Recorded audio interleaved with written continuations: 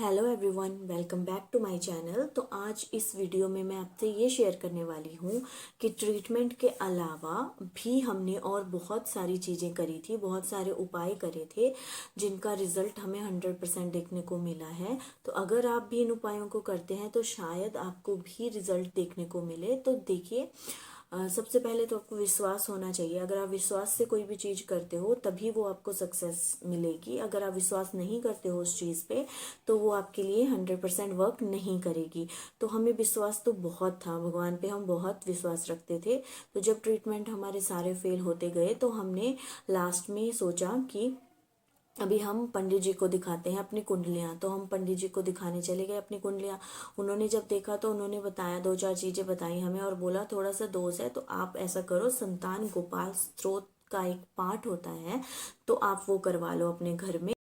तो हमने वो पाठ करवा दिया और सब अच्छे से हो गया। अब होप थी कि शायद अभी हमें कंसीव हो जाएगा, लेकिन नहीं हुआ। एक साल बीत गया, हमें बिल्कुल भी कंसीव नहीं हुआ। लेकिन हाँ, उस पार्ट में मुझे पंडित जी ने एक नियम बताया था कि आपको एक मंत्र का उच्चारण करना है। जब भी आपको टाइम लगे, सोते उठते जागते बैठते, जब भी आपको टाइम लगे आपको उस मंत्र का उच्चारण करना है। और वो मंत्र क्या था?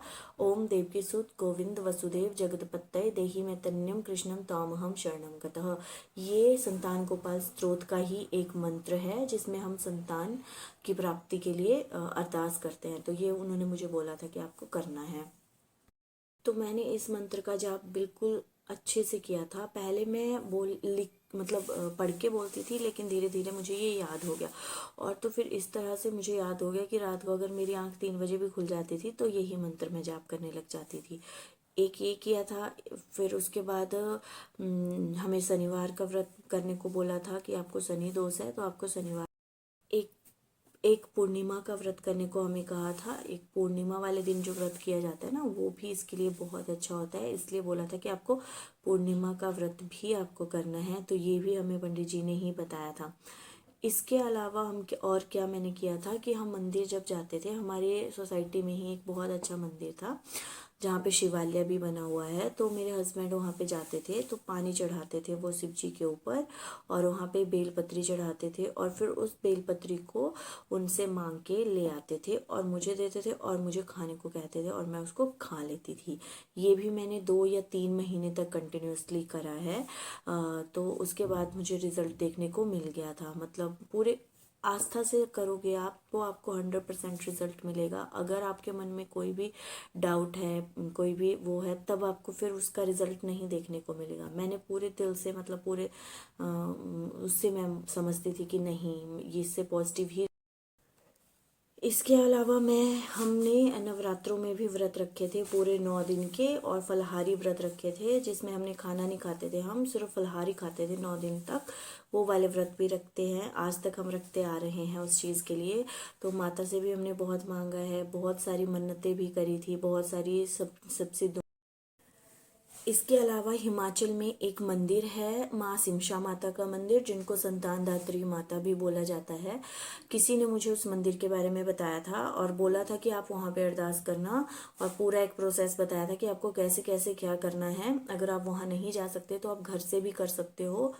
तो अगर आपके बेबी होना होगा तो आप माता आपको आके फल देगी, और अगर नहीं होना होगा तो लोहे की कोई चीज़ देगी। तो मैंने वो भी किया था। तो उस रात सपने में मुझे माता फल देती हुई दिखी थी।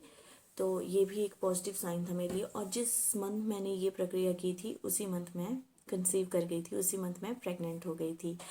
तो ये बहुत सारी चीज़ें थी जो मैंने, ऐसे बहुत सारे उपाय थे जो मैंने किए थे और हर एक का रिजल्ट मेरे केस में पॉजिटिव ही आ रहा था। ट्रीटमेंट तो सारे नेगेटिव होते जा रहे थे, लेकिन जो उपाय मैंने किए हैं वो पॉजिटिव ही आ रहे थे, क्योंकि मैंने पूरे विश्वास के साथ किए थे, पूरा ट्रस्ट बना के किए थे कि नहीं होगा तो होगा। मतलब भगवान के ऊपर पूरा मैंने लगा दिया था कि अब डॉक्टरों के बस का तो नहीं है, भगवान जी ही अब कुछ कर सकते हैं। और जब राइट टाइम आना होता है ना, तभी वो सब आपको मिलेगा, जब आपका राइट टाइम आएगा। तो ये चीज़ें मेरे लिए पॉजिटिव हुई। इसके अलावा भी और बहुत सारी चीज़ें हैं जो मैं धीरे धीरे आपसे शेयर करूँगी। इसके अलावा अगर आपको कुछ मुझसे पूछना है तो आप मुझे कमेंट कर सकते हैं। Thanks for watching. अगर आपको वीडियो पसंद आई होगी तो लाइक कर दीजिएगा, सब्सक्राइब कर दीजिएगा। Thanks for watching.